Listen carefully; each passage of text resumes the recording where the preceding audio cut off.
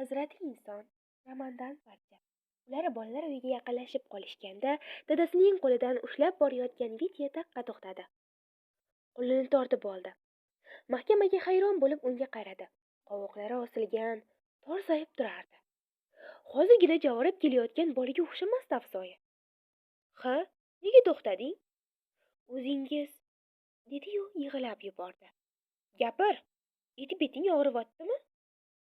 O'zingiz haydamayman debmanmidingiz? Kim seni haydadi? Nega bu yerga olib kelasiz bo'lmasa? Dedi Vitya bolalar uyining darvozasini ko'rsatib. Mahkamaga gapining tagiga endi yetdi. Kulib yuborishga sal qoldi. Vityaning yuzidan uydan umidini uzgan, ko'chada qolib nima qilarini bilmay shalpayib tushgani shundoqqina sezilib turardi. Mahkamaning rahmi keldi. Menga qara o'g'lim. Tiz cho'kib Vityaning ko'z yoshlarini arta boshladi. O'zing shu yerga kelgani kuning esingdami? Vitya bosh irg'ab javob berdi. Ha, omon bo'l. Bugun ham senga o'xshagan bolalar kelibdi. Shular orasida o'rtoqlaring ham bo'lsa, nima deysan? Baxtiyormi? Yo'q, bog'chadagi o'rtoqlaring-chi? Aytuvding-ku otlarini. Vova, valyalarmi? Ha, o'shalar kelgan bo'lsa-chi? Kelib bo'pti. Kattalardek kerilib gapirdi. Vovani oyisi bilan fashistlar olib ketgan. Boshqalari kelgandir. Qani, yurchi? Vitya yoqin qaramay dadasi ketidan ergashdi.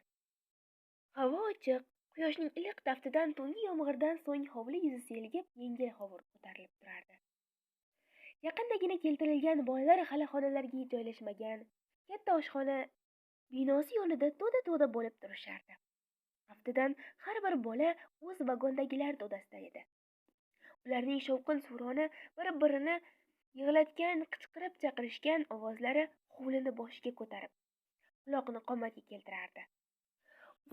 Usti qaldiroq bolalar issiqdan buqis qilib, kiyimlarini yechib yerga tashlagan, esliklari qo'llarida ushlab turardi. Yoqasi qolsa ham beqasam deyilgandek duch kelgan narsani ilib olishgan, birontasining egnidagini kiyim qatoriga qo'shib bo'lmasdi. Bir to'da bo'yi tikroq bolalar hovlining chap tomonidagi aravalardan tushirilayotgan yuk atrofida o'rlashib turishardi. Har xil eski kiyimlar, adyol, yostiqlar uyumi tom baravar bo'lib ketgandi. Mahkamaga o'xshaganlar bolalar yoniga borib, ularni gapga solishar, erkalashar, turli narsalar berib ko'nglini ko'tarishardi. Hamma o'zi bilan o'zi ovora. Darvozadan birin-ketin qartaganlar, bola ko'targan ayollar kirib turishibdi.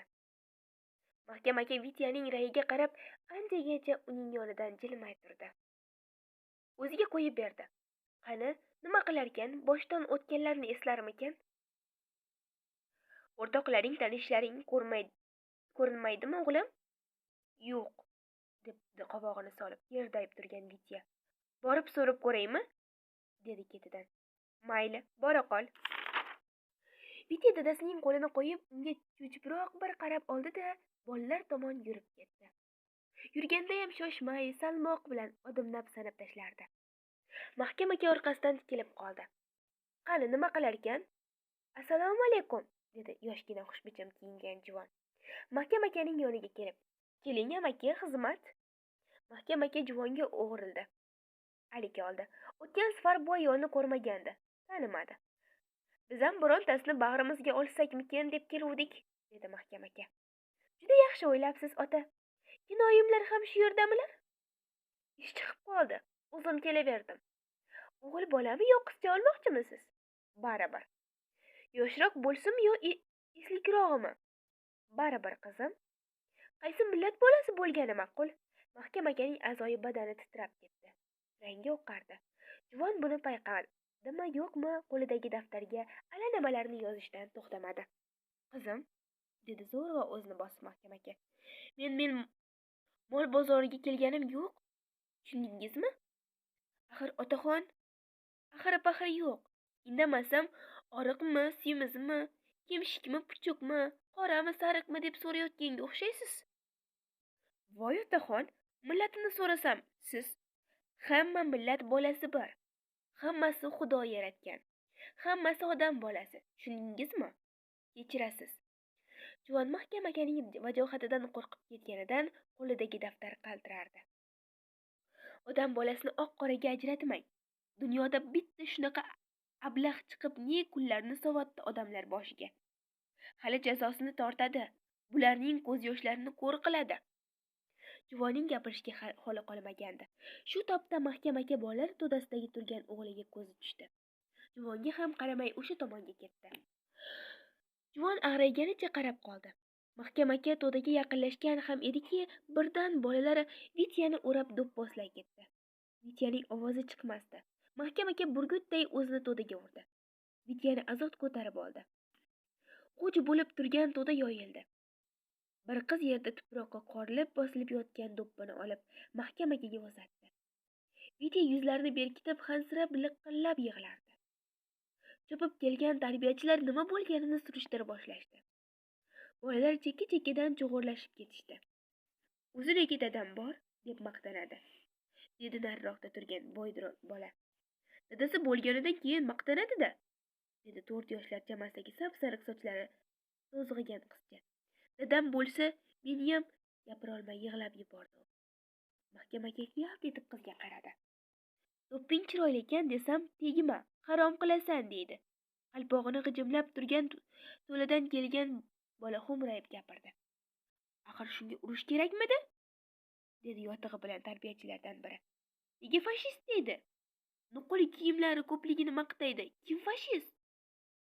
Qo'yib bersa bolalarning bahsi tugamasdi. Birontasiga hozir qattiq qurum gapirib ham bo'lmasdi. Tarbiyachilar yotig'i bilan tushuntirib ularni tinchita boshlashdi. Mahkam aka avval kelganidan nutq so'zlagan juvon uni tanib qolib, chekkaroqqa olib chiqdi. Hech narsa bo'lmaganday dadasining ko'kragiga boshini tiqib, bo'ynidan quchoqlab olgan Vityaning yelkasiga qoqdi. Oti nima edi? Vitya. Buni qarang-a, katta bo'lib qolibdimi? Qani menga qarachi? Vitya to'rsayib juvonga qaradi. Oho, yasantirib yuboribsiz-ku?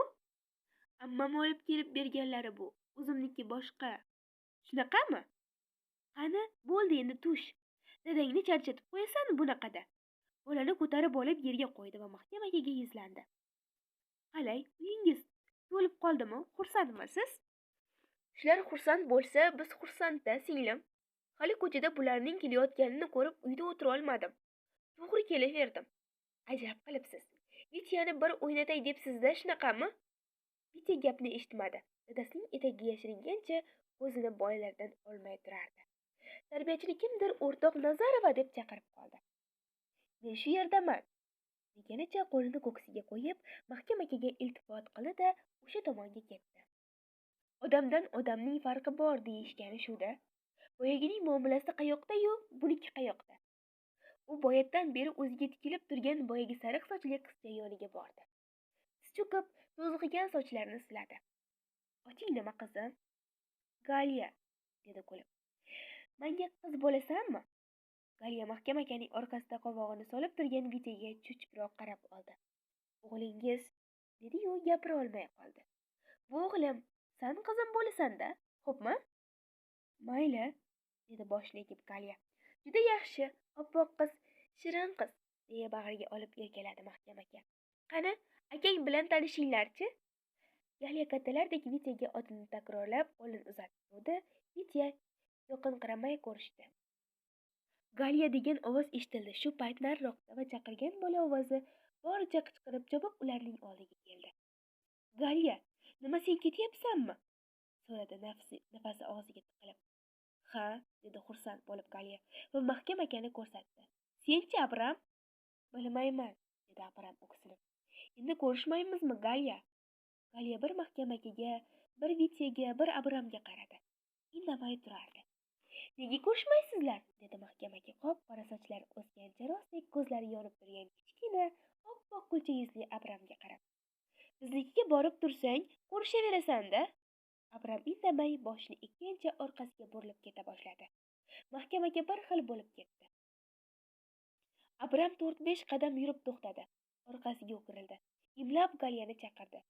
Galiya 2 sakrab uning yoniga bordi. Bordi-yu Abramning shivirlab gapirganini chala-chulpa eshitib orqasiga chopdi. Amaki, dedi shirinlik so'rab, erkalik qilganday boshini egib. Abramni ham olib keta qolaylik. O'zi judayam yaxshi bola. Mayli, dedi Mahkam aka o'ylab turmay. Beri kel, Abram. Abram o'qday yotilib keldi. Kela solib Galyani quchoqlab oldi. Salom qani? Dedi kulib turib Abramga Mahkam aka. Здравствуйте.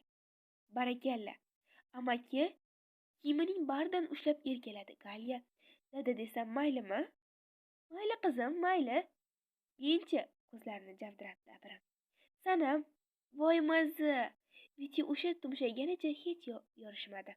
Abram bilan ham sovuqqina ko'rishdi. Sizlar shu yerda turinglar, hozir kelaman, dedi Mahkam aka va Nazarovaning oldiga ketdi. Eshik ochiq xonada ust-boshi durustgina ko'rinishdan bugun kelganlarga o'xshamagan Vityadan kichikroq bola yig'lab turardi. Nazarova uning allanimalarini uqtirardi. Mahkam akani ko'rdi-yu gapini to'xtatdi. Kiravering, dedi stol yonidan chiqib. Bo'lmasa sen o'ynab tur. Ketib qolma, xo'pmi? Men o'zim chaqiraman. Bolaning yelkasiga qo'lini qo'yib chiqarib yubordi. Buni qarang. Ota nima bo'lishi mumkin? 9 kun bo'luvdi. Er-xotin kelib olib ketishuvdi. Qaytib kelibdi. Haligi bola-ya? Ha, o'shanda ham yig'lab xunob qilgandi. Hozir ham shu. Sababini aytmadimi? Topgan gapi bitta. Singlisini yo'qotib qo'ygan. Shuni topib bering deydi. Uydagilarga aytmay kelibdimi? Shunaqaga o'xshaydi. Qaytib bormayman deydi. Tavba, zab kunlarga qoldik-da. Qaytib bormayman deydimi? Urishdimi? Qattiq gapirishdimi? Desam yig'laydi. Xo'rligi kelib yig'laydi. Ketidan nuqul ukam deydi.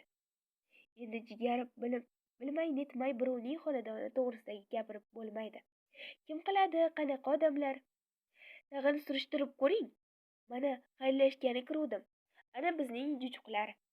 U ochiq derazadan bolalarni ko'rsatdi. Oho, jamoat jam-ku. Xursand bo'lib kuldi Nazarova. Qani yuring-chi. Ular hovliga chiqib bolalar yoniga borishdi. Nazarova shu yerdan turib, Sanobar deb tarbiyachilardan birini chaqirdi. Boya Mahkam aka bilan gaplashgan juvon yugurib keldi. Mahkam otamni ovora qilmang. Shu yerda mana bu ikkovini yozib oling. Hujjatlarni keyin o'zim uylariga eltib beraman. Mahkam aka Nazarova bu juvonni atay chaqirganini payqab qoldi. Bu boyagi qo'pollik uchun uzr so'rash edi aslida. Sizni ovora qilsam qandoq bo'larkan, qizim? Yo biroz kutay, yo ertaga o'zim kelay. Hech hijolat bo'lmang, o'zim olib borib beraman. Ha, mayli. Men boyagi bolani o'ylab qoldim, dedi bolalar eshitmaydigan darajada sekin gapirib Marham aka. Aftidan qattiq xo'rlanganga o'xshaydi-ya. Bola bechora. Surishtiring, ilojini qila olmasangiz xabar bering, zora dardiga davo topolsak. Rahmat otaxon, ammo siz ham bu yog'ini o'ylamang. Dunyoda nima olib ketamiz? Zarur bo'lsa hech tortinmay biznikiga yuboravering. O'zim borarman. Juda yaxshi, hech tortinmay. Topganimizni o'rtaga qo'yamiz, dedi kulib. Mahkam aka u bilan xayrlashib, Galyani ko'tarib oldi. Nazarova eshikkacha kuzatib qo'ydi. Abram bilan Vitya yonma-yon borishardi-yu, gaplashishmasdi. Galya sevinganidan Abramga qo'lini silkib qo'yardi. Katta ko'chaga chiqishganda Vitya Galyaga dedi: "Tush, dadamni charchatib qo'yasan." Mahkam aka o'g'lining gapini hazilga burib, Galya tilidan: "Charchatmayman, qushdek yengilman. O'zim zo'rg'a dadamni topib oldim-u", dedi-da Galyaga ko'zni qisib qo'ydi. Qizcha sevinib Mahkam akaning bo'ynida qattiq quchoqlab oldi.